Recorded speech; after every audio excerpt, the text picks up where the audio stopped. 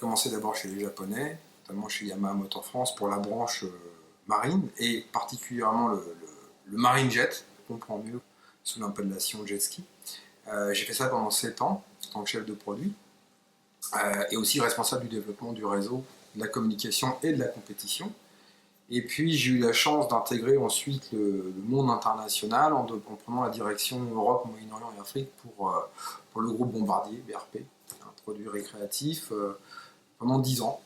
Et au terme de ces 17 ou 18 années d'expérience, j'ai décidé de devenir entrepreneur. J'ai créé 2 sociétés, une qui est Go'Os Europe, dont on aura l'occasion de parler prochainement, et GD France qui s'occupe pour le coup de la distribution de produits grand public motorisés sur le marché domestique, le marché français.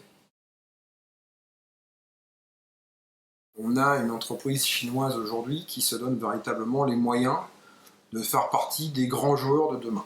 Aujourd'hui en Chine, CF Moto est présent dans le quad, très très peu. Ils sont surtout présents dans le 2 roues. Le plus gros marché mondial du 2 roues, ça reste quand même, et malgré tout, le marché chinois. 1,2 milliard d'habitants, ça laisse un peu de place, surtout un pays qui s'enrichit et qui crée une classe moyenne. Mais ils sont aussi présents sur la moto, en 650 cc, mais pour et avant tout le marché domestique. Ensuite, ils espèrent développer cette industrie-là, enfin ces développements de produits sur le marché occidental. Alors quand je dis occidental, c'est Europe, États-Unis et certains pays comme Australie, Nouvelle-Zélande, Afrique du Sud, etc. Rien que sur le marché domestique, CF Moto a beaucoup de potentiel, mais ils ont aussi un potentiel, et on le voit aujourd'hui, impressionnant à l'international.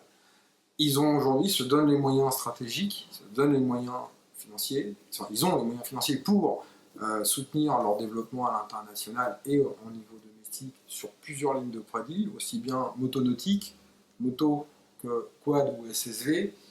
C'est vrai qu'ils peuvent demain faire partie des gros joueurs.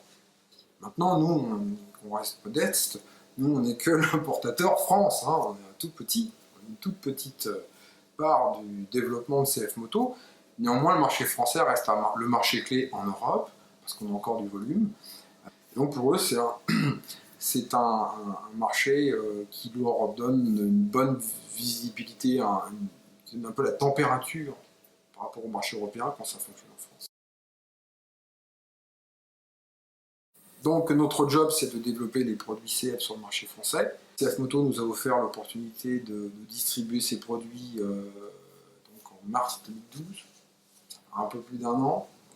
Première année, notre job, ça a été de remettre, je dirais, la marque sur pied. C'est beaucoup plus long, beaucoup plus dur que quand on démarre de zéro, parce que là on démarre au niveau en dessous de zéro.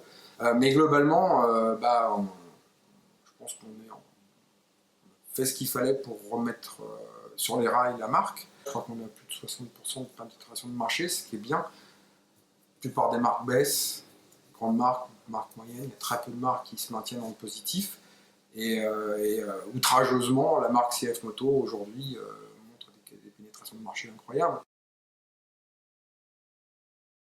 D'un point de vue média, il y a eu 4 nouveaux produits qui ont été présentés cette année. Il y en a encore d'autres qui vont être présentés l'année prochaine, au moins 2 produits. Ce qui veut dire qu'en 2 ans, on présente 6 produits. Je crois qu'il n'y a personne qui est capable aujourd'hui de présenter dans cette industrie 6 produits, et encore d'autres pour l'année 2015. Donc on a tous les outils, on a les moyens, on a les hommes, on a le savoir-faire pour emmener cette marque là où elle doit aller.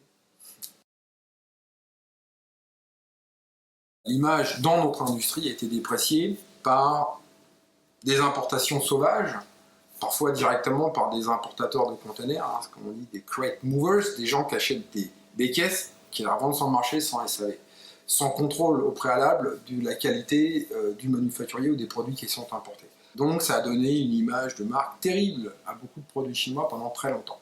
En ce qui concerne CF Moto, ils font partie des gens sérieux, et comme par tous les gens sérieux, ils ont rien inventé, hein. On n'invente rien, je pense, en termes de qualité d'assemblage. Il y a ce qu'on appelle le qualité contrôle, c'est-à-dire qu'il y a différentes étapes pour un manufacturier pour être en mesure d'offrir un produit de qualité. Donc pour répondre et pour conclure sur ce point, je crois qu'il n'y a pas de mauvais produits chinois, il y a parfois des mauvais manufacturiers, comme dans tous les pays.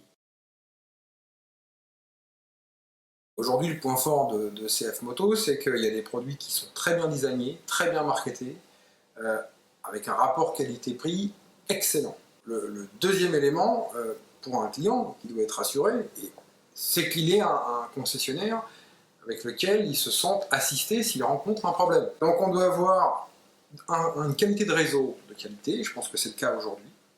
Et pour avoir les meilleurs concessionnaires, il faut que derrière l'importateur offre une bonne qualité de service. Et la qualité de service, elle se base sur 2-3 choses. Je dirais la première, c'est qu'il y a une disponibilité de pièces très rapide, qui est des garanties qui sont très vite. Et le dernier point, je dirais, c'est qu'il y a un suivi aussi au niveau des produits dérivés comme les accessoires. Donc je dirais que c'est tout cet ensemble qui, je pense, aujourd'hui fait le succès de CF Moto sur le marché français.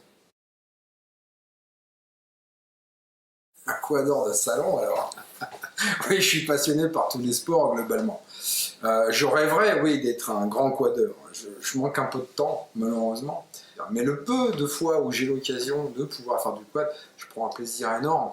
La chance que j'ai, c'est que je gagne un petit peu de temps parce que j'ai fait effectivement beaucoup de jets, beaucoup de compétitions à l'époque, etc. Et bon, bah, un sport mécanique restant un sport mécanique, on gagne du temps quand on passe sur un quad. J'essaye d'avoir l'autorisation de pouvoir traverser l'Australie en quad. Seulement, on croise des parcs naturels et les autorisations, pour l'instant, c'est pas donné. Ils ne veulent pas les donner. Alors, j'arrive à les obtenir en Chine, dans des pays où c'est 10 fois plus compliqué, et pourtant, on a eu la chance de pouvoir les obtenir, tels que le Tibet. Et là, j'arrive pas à avoir l'autorisation que je veux pour le faire de la manière dont je souhaiterais le faire. Mais c'est pas grave, si on peut pas le faire comme je le veux, on le fera autrement. Mais j'aimerais bien pouvoir faire une petite partie de traversée australienne. Moi, j'aimerais donner une attention particulière sur cette interview parce que globalement, sur Internet, on a l'opportunité de visionner beaucoup de photos, mais aussi de vidéos, mais qui sont souvent prises des copies de quelque part dans YouTube, etc. C'est pas vraiment un travail, pas toujours un travail dûment fait de journaliste. Et là, je voudrais définitivement prendre le temps de remercier Quad SSV Magazine, parce que ce magazine sont des vrais journalistes qui se déplacent, sont des journalistes de métier, ils se déplacent chez les professionnels, ils font de véritables interviews et je peux vous dire que c'est pas truqué.